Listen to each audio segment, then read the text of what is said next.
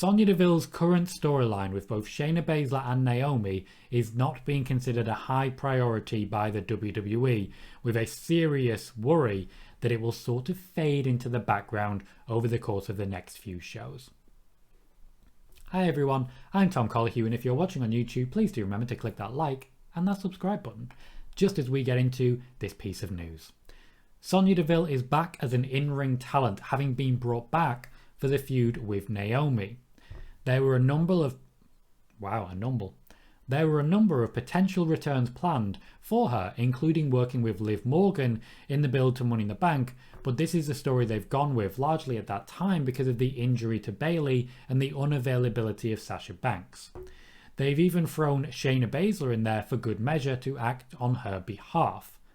Unfortunately, the WWE still aren't considering the storyline a high priority. Naomi versus Sonya will continue to get TV time.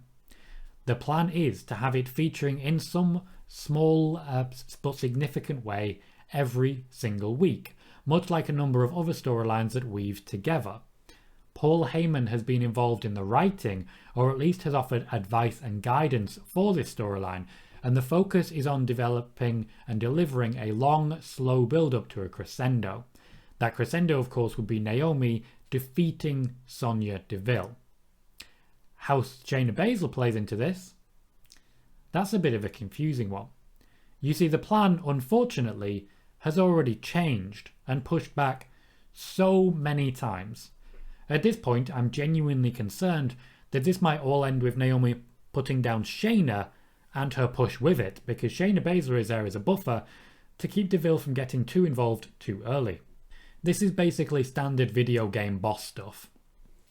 Shayna Baszler is the one standing in between Sonya Deville as the final boss and, of course, Naomi as the NPC, player character, whatever you want to call it, your main character that you are supposed to relate to and connect with, standing against the evil boss of Sonya Deville.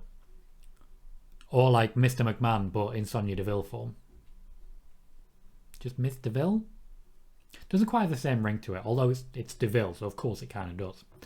The plan is to have a few matches, but they're also very aware that all that they really need to do is include something small backstage each week in order to keep the fans satisfied.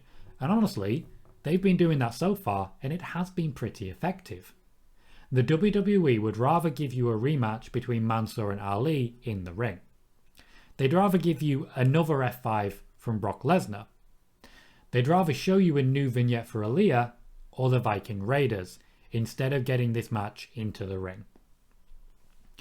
Sonya Deville's comeback should be one of the biggest stories of the WWE Women's Division. When she left, she was top draw, top of the class. She was positioned at the very top, ready to sweep into the championship picture, as was Mandy Rose with her.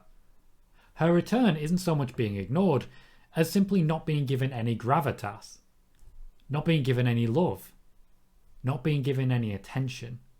The same can be said of Naomi, who has been pushing for the top for years, but always seems to be kind of forgotten about the further we get into each year. The WWE has an infuriating habit of putting stories so firmly into the background that the fans lose interest. Then, they blame the wrestlers for not being able to keep fans invested. Basically, all I'm trying to say about this one is don't screw this up, because you are getting mighty close to the mark on this one.